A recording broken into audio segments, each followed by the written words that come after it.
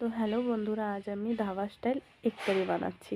তো আমি জিরে ফোড়ন দিয়ে দুটো দালচিনি, এলাচ আর একটু পেঁয়াজটা ভাজা ভাজা করে টমেটোগুলো ঢেলে দিয়েছি।